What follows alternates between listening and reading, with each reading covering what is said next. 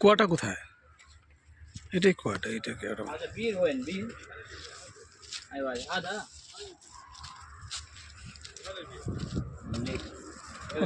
ও এটা কুয়া না? এদিক দিয়ে ভিডিও করেন এটা ভিডিও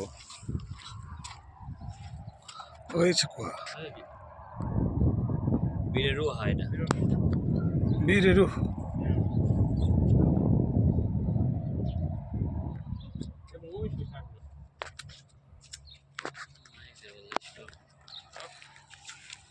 এটা সে কুয়া। এই কুয়ার হিস্ট্রিটা আপনি জানেন?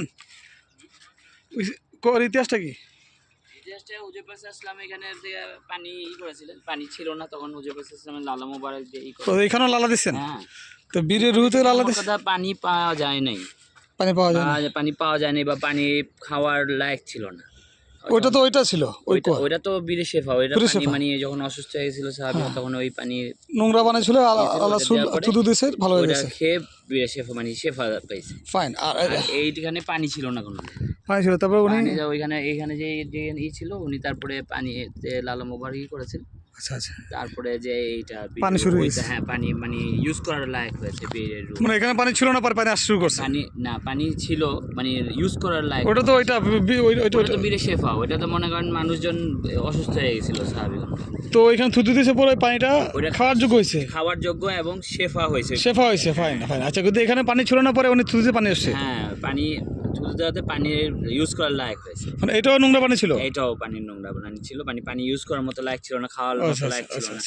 তারপর ওই পানি ছিল, উনি থুতু দিয়া পানিটা খাওয়ার যোগ্য হয়েছে এবং বীরের শেফার কাজ করছে। হ্যাঁ। আর এটা হচ্ছে পানি নোংরা ছিল, কিন্তু এটা আল্লাহ রাসূলের থুতু মোবারক দিয়া পানি ইউজ করার লায়ক হয়েছে। This is the difference, I got it.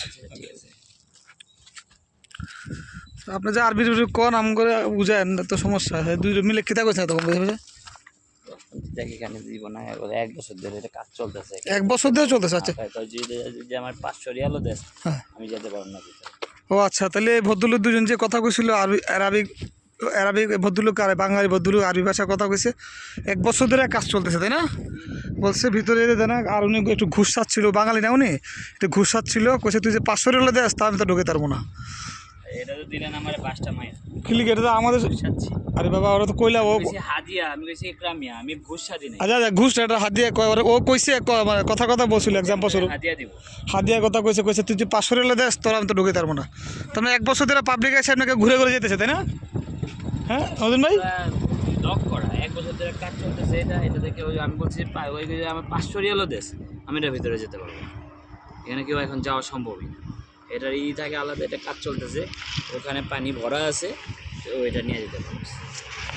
আমি বলছি এই পানি সামনে চালিয়ে এটা নিয়ে নিই। যেহেতু আন্ডার কনস্ট্রাকশন দেখে বোঝা যাচ্ছে আসলে এখানে ঢোকা যাবে না, 1 বছর ধরে কাজ চলতেছে। রাসূলের জীবনের জীবদ্দশার ইতিহাসের সাথে সম্পৃক্ত জায়গাটা খুবই গুরুত্বপূর্ণ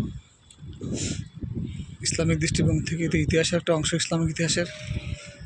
আর যারা আসলে বিশ্বাস করেন, মানেন যে আল্লাহ রাসূলের এই থুতু মোবারক থেকে সৃষ্টি হওয়া পানিগুলো এখনও চলতেছে, শেফা পাওয়া যায়, অবশ্যই তাদের জন্য খুব এটা একটা ওষুধের মতো। আমি খেয়েছি, ভালো লাগছে। আমি বিশ্বাস করি আল্লাহর রহমত, আল্লাহর নিয়ামত আল্লাহ রাসূলের থুতু মোবারকে আছে, সেই রহমত এখনও জারি আছে ইনশাআল্লাহ। যাই হোক, 1 বছর ধরে যেটা কাজ চলতেছে চলতেছেন, ওনারা বোধহয় না বুঝে চলে আসছে আমাদের মতো করে। 1 বছর ধরে কাজ চলে, এই তথ্যটা আমরা পাইলাম এখন। সবাই এসে ঘুরে ঘুরে এভাবে করে চলে যাচ্ছে, বাস ভর্তি করে আসে, আসা যায় আসতে একমাত্র বাস, জিপ।